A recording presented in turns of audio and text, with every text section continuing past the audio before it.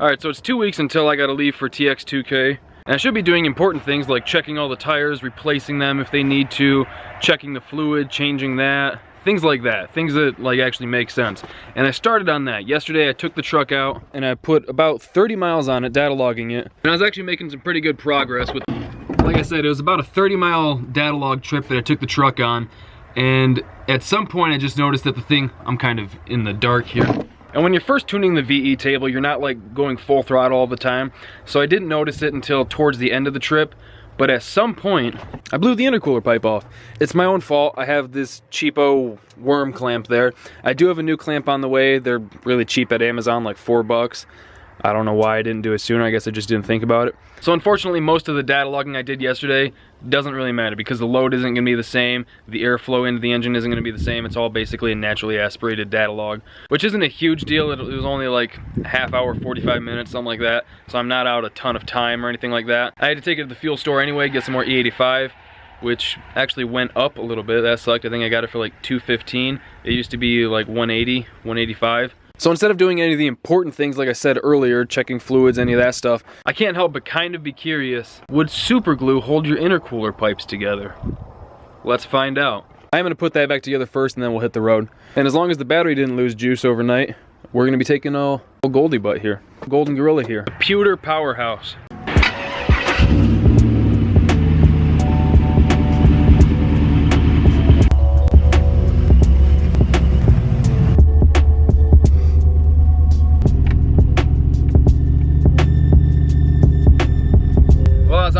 General Dollars and I noticed this butthole going the opposite way. I was just heading out to Charlotte to that leather place. Oh? See if they're open, see if they can do this stuff. Oh, Mike's seat? Yeah, the seat, but basically that panel. Hell, who knows? Might want to try to take Jack Black out. Alright, we could take both of them out, honestly. Oh, maybe a little fun with JB, huh? Coast must be clear.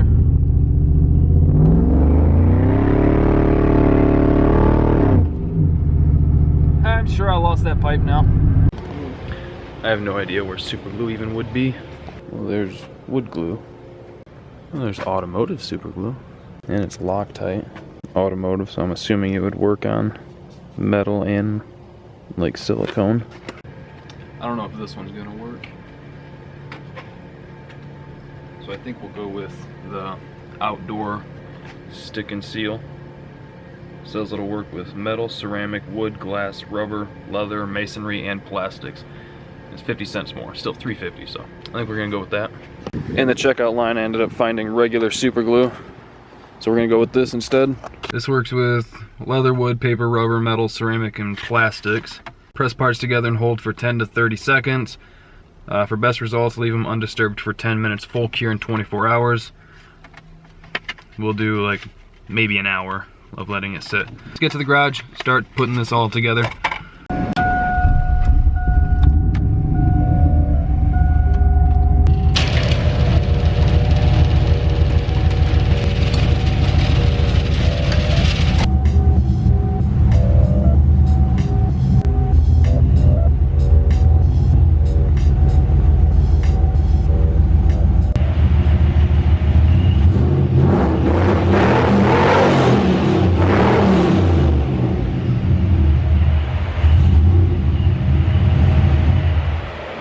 And because if I don't do it now, I know I'll forget to show you guys. Here's the bike all back together. From like 5 or so feet away, it does look pretty good. Black with a little bit of metal flake here and there. And then obviously you just gotta imagine it with the seat that he was taking to Charlotte. It looks pretty good. If it were me, I would put different bars on it. More of like an aggressive kind of ape hanger. I would shave down the seat. Hopefully I'll remember to put in a picture of the last Goldwing I actually did.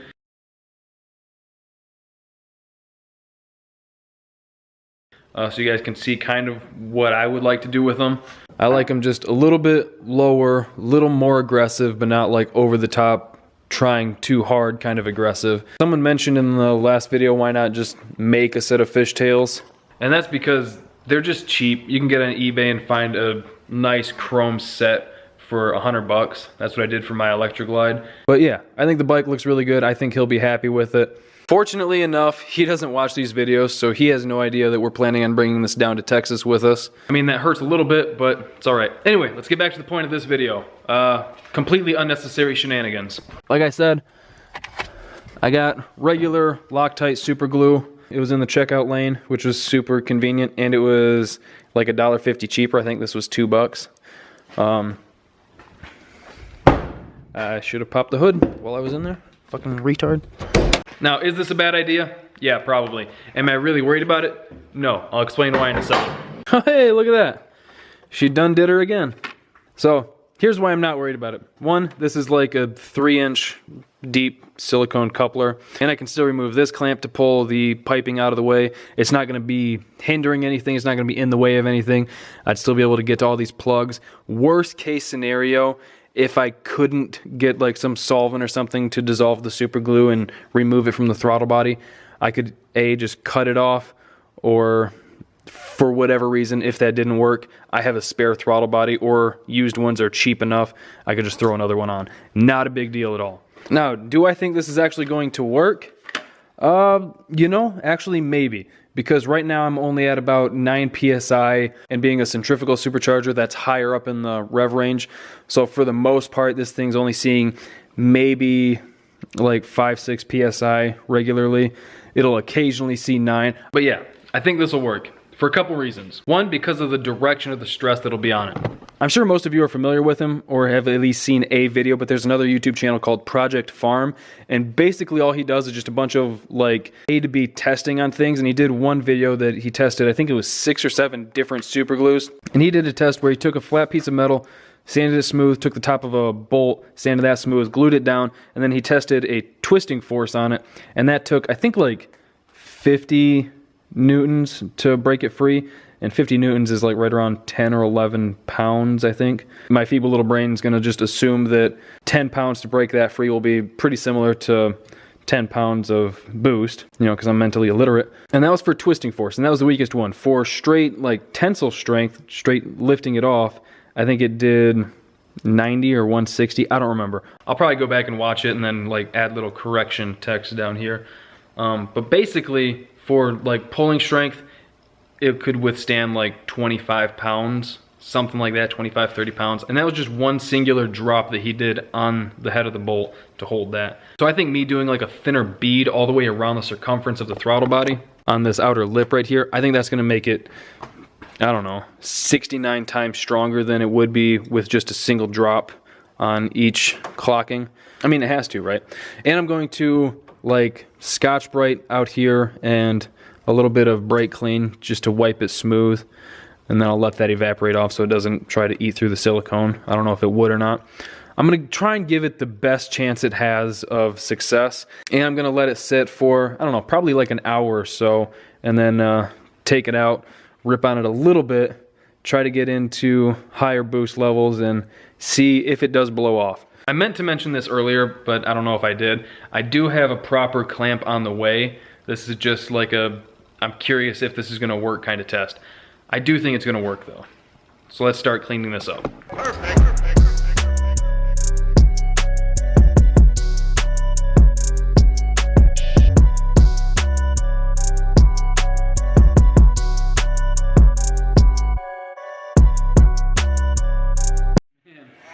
If your doctor comes out wearing these, you got a problem.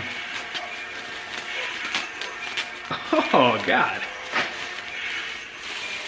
All right, come on, Pinkman, let's get to work.